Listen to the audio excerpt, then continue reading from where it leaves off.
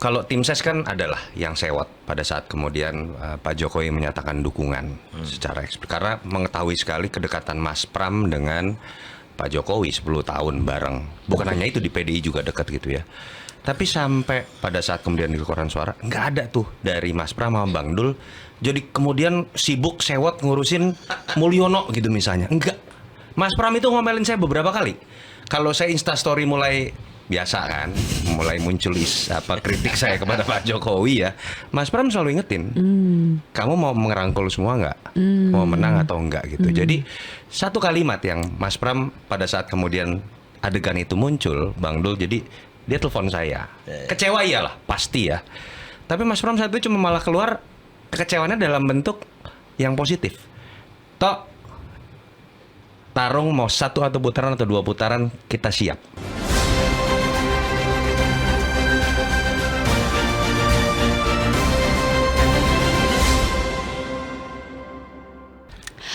Bang Dul, Ya, kita nyaris lupa sampai Mas Toto waktu itu bilang orang lupa ada warna merah di belakangnya Pram Rano, sampai lupa karena udah diisi dengan warna oranye. Iya. Sampai-sampai ada yang nempelin stiker untuk mengingatkan di belakangnya Pram Dul ini ada Bu Mega gitu kan. Kita juga bertanya-tanya ya, kemana Bu Mega pada saat masa kampanye? Jarang kelihatan. Kenapa itu Bang Dul? Ini bahaya nih pertanyaan nih, gue deg-degan yang ini. Yang ini gue deg-degan nih. Ini kaki gue udah siap Noel nih. jadi gini, saya harus Ini ujian. saya tidak berani mendeklar. Ah. Ya. Tapi memang waktu itu saya diskusi sama Mas Pram. Mas, ini realita. Jakarta seperti ini.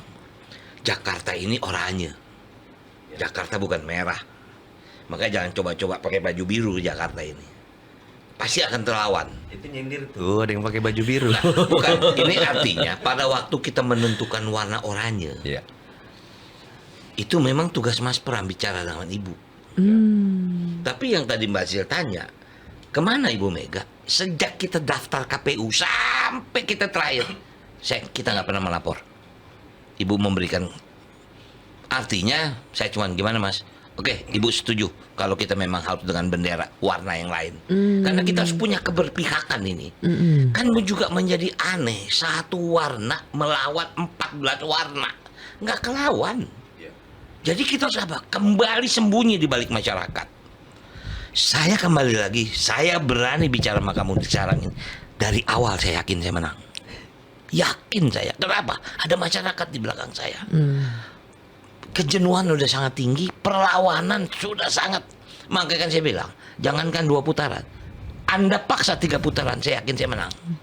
Apakah harus begitu? Alhamdulillah tidak. Yuk selesai sudah. Yuk kita bangun Jakarta. Yuk kita gabung, nggak ada lagi 01, 02, 03. Selesai. Warna Persija tetap berkibar. Ini adalah Jakarta. Nah jadi artinya kita juga paham, kita nggak mau melibatkan Ibu terlalu dalam. Karena juga Ibu berpikir nasional. Ya mungkin beliau pasti punya daerah kecintaan, Jawa Tengah, Bali. Itu pasti daerah kecintaan. Jakarta sudah izinkan kita berperang dengan cara kita. Dan alhamdulillah Ibu juga, ya wis, kalau kamu yakin seperti itu, yakin Bu. Kita minta 2 restu. Ya udah, terakhir aja baru kita ketemu sama Ibu waktu habis coblosan. Bu, kita udah selesai segala macam. Ya wis, udah. Itu aja. Gitu loh, kenapa? Lulus jawaban. Aman. Udah cocok jadi wagub bener. Udah latihan nih di rumah kayaknya. Kasian, kayaknya kaki Enggak, nyampe gue masih nginjek ubin loh. ditendang-tendang langsung. Nggak berani lah, udah wagub ya. Tapi selama ini tugas yang komunikasi dengan Bu Mega, tugasnya Mas Pram, Bang Dul. Iya. Ya, lebih banyak ke Ibu lah. Ya, karena ya Ibu juga paham, ya jujur loh. Apa ya? Kalau kedekatan Mas Pram dengan saya pasti Mas Pram jauh lebih dekat. Tapi saya lebih personal memang dekat. Cuman saya tahu lah, saya tidak ingin membebani Ibu kan dengan begini. Wow, saya sangat paham lah karakter Ibu. Saya sempat dekat sebelum pandemi ya. Jadi saya pikir ya udahlah, kita fight. Makanya waktu Ibu perintah aja saya bilang, wah udah saya bismillah. Saya udah paham Ibu mau seperti apa. Ya, jadi Ibu bilang ya udah silakan kamu desain apa yang harus didesain. Gitu loh. Itu kemenangan utamanya Zil, yang saya pernah ngobrol juga di salah satu acara Zilvia. Kemenangan Mas Pram dengan Bang Dul itu dibandingkan dengan RK dengan Suswono, mereka mengambil positioning yang 180 derajat berbeda. Di satu sisi Mas Pram dengan Bang Dul menyadari kalau dia hanya menunjukkan diri saya merah dan saya solid, pasti kalah. Long secara matematika jumlahnya cuma 14%, lawan 86% sudah pasti kalah. Jadi tanpa meninggalkan sebuah fakta bahwa keduanya memang kader PDI Perjuangan, tapi ketika ingin memenangkan hati masyarakat Jakarta, saya harus menunjukkan juga warna saya banyak, yang kemudian itu diterjemahkan dalam bahasa warna oranye yang bisa diterima oleh seluruh elemen masyarakat Jakarta. Ridwan Kamil, mohon maaf Kang Emil ya, saya harus kritik bahwa ingin menunjukkan saya ada Jokowi di belakangnya, saya ada Prabowo di belakangnya, di situ Megawati di belakangnya. Cara ini salah, karena kan ada fakta atau mitos yang saya pernah sebutkan kan Zil. Di Jakarta itu yang menang ada 3 mitos. Nggak tahu Bang Dul udah tahu atau belum. Tapi udahlah kita pernah ngobrol nih kan. 3, Yang pertama selalu nomor 3 yang menang. Nanti 2029 rebutan nomor 3 nanti lihatin aja nih. Itu kita nggak bisa jelasin. Kebetulan ya 3 kali pilkada terakhir. Yang kedua dan ketiga ini yang menarik. Yang surveinya lebih rendah itu yang kemudian selalu membuat kejutan. Yang ketiga, yang koalisi partainya kecil itu yang juga selalu menang. Artinya apa? Masyarakat Jakarta nggak suka ngelihat sekedar anak manja yang kemudian jualan di belakang saya ini. Banyak partai, tokoh besar, yang namanya kerasnya kota Jakarta kan nggak pernah menerima anak manja. Dia menerima orang yang bekerja keras. Dan orang yang kemudian koalisinya kecil, otomatis akan punya kesadaran lebih untuk turun di lebih banyak titik belusukan. Akan lebih banyak bertemu dengan warga dibanding nunjukin siapa backingan saya.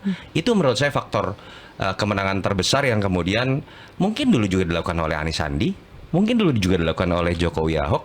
Jadi ini sebenarnya sejarah yang berulang yang saya tidak menyalahkan Kang Emil ya ketika melakukan itu. Mungkin diawali dari sebuah skenario yang dia juga kaget. Skenario awal itu kan hampir pasti menang karena melawan kotak kosong atau melawan Dharmakun yang di atas kertas hampir pasti tidak ada perlawanan. Itu yang menurut saya menyebabkan PDI Perjuangan akhirnya sadar kita nggak bisa berdiri sendiri dan mengatakan hanya merah yang gagah. Akhirnya juga memberikan ruang lebih buat Pram dan Dul, membuat kesadaran dari Pram dan Dul juga untuk bekerja ekstra lebih dibanding pasangan lain lebih besar. Partai saya dikit, nama saya nggak terkenal RK, kekuasaan nggak di kita, Prabowo nggak di kita, Jokowi nggak di kita. Tapi Jakarta itu kan simpel, 44 kecamatan, 267 kelurahan. Siapa yang lebih rajin ketemu orang, dia yang menang. Itu kita kaget Mbak Zil. Jadi waktu kita dapat data Bawaslu, ternyata kunjungan kita jauh lebih banyak daripada Bang RK. Total berapa tuh Bang? Wow, mungkin waduh kalau di total lupa lagi saya. Waktu awal pertama keluar kan, udah gitu Bawaslu rilis kan. Loh saya bilang kok Bawaslu rilis nih. Wih, kita tatap muka waktu itu masih 38. Dia baru 14. Kemudian yang lain-lain. Ya. Wih, kok banyak kan kita gitu kan. Wah, ini udah makin genjot lagi nih kan. Wah, tapi Mas Pram luar biasa. Saya mungkin sehari 10-12 deh. Mas Pram itu bisa 16, bisa. Waduh. Ya. Sampai suaranya habis, benar-benar habis itu. Bang Dul berapa kali infus Bang? Wah, saya sampai belum hilang saya. Sampai salah jarum. Belum datang lagi dokter, datang ke rumah infus lagi. Aduh, ampun deh. Sampai suara hilang. Iya, Betul-betul iya. hilang, bener. Iya, Saya bilang, iya. waduh luar biasa. Nah, jadi waktu kita baca rilisnya Bawaslu tentang kunjungan kita jauh lebih banyak, kita juga bingung. Loh, oh mungkin benar yang Toto bilang, mungkin dia yakin dia menang kali. Dia pikir dia nggak perlu datang. Wah, makanya saya bilang kan Betawi nggak begitu. Makanya waktu kan ada bilang, gua gak bakal terima. Gue bilang nggak boleh, tamu datang harus lo terima. Ya cuman tamu datang kasih tahu dong Dul. Ya ngasih tahu kita, jadi kita siapin mau kopi apa mau teh. Jangan kagak datang kagak sowan tiba-tiba nongol kan kita juga kaget. Nah bahasanya seperti itu. Tapi Bang Dul, Ya. pernah gak ketika momen kampanye itu ada rasa, wah di momen ini merasa khawatir ini kayaknya Ridho nih bakal menang, ada gak? Terutama ketika mulai mendapatkan, oh ada foto makan malam Ridwan Kamil dengan Pak Prabowo, Foto lagi muncul Ridwan Kamil dengan Pak Jokowi. Ada ketar-ketir nggak di situ? Maaf ya, mungkin karena udah lewat ya, udah lewat dan apa ya? Bukan mengecilkan hati ya. Waktu saya lihat ke adegan itu, saya malah yakin saya lebih menang. Sumpah. Apa ya? Coba Ngapain sih? kita reka adegan. Bukan artinya. Ya kan saya juga pernah ditanya ya, sebetulnya saya juga mau dong di-endorse. Saya kan juga warga negara. Iya, kan Bang gitu Dul bilang kan. kayak gitu. Jadi kemudian ya saya pernah lihat ada satu ya testimoni gitulah. Saya ini 50 tahun di dalam dunia seni peran. Jadi saya paham acting baik atau tidak, saya paham. Yang mana nih ya? Artinya saya sangat paham. Kok begini ya gitu. Ya. Saya juga mau dong di-endorse. Saya ini kan warga negara. Apalagi saya ini kan pernah jadi saudara. Masa lu nggak endorse gue sih, bahasanya yang begitu. Tapi begitu dia datang ke sono, saya udah yakin, wah lagi ribet dia nih. Ribet nih, dia butuh bantuan nih. Karena memang tiba-tiba kan kita udah cross tuh. Iya kan? Sudah cross itu. Sudah kita udah 38, 41. 41 Ya. gitu kan. Wah, saya makin yakin lagi gitu. Itu yang bisa saya pahami. Ya jadi artinya ya, makanya saya bilang ya sudah, yang sudah lalu sudahlah. Saya nggak mau itu. Tapi saya punya waktu saya lihat adegan itu.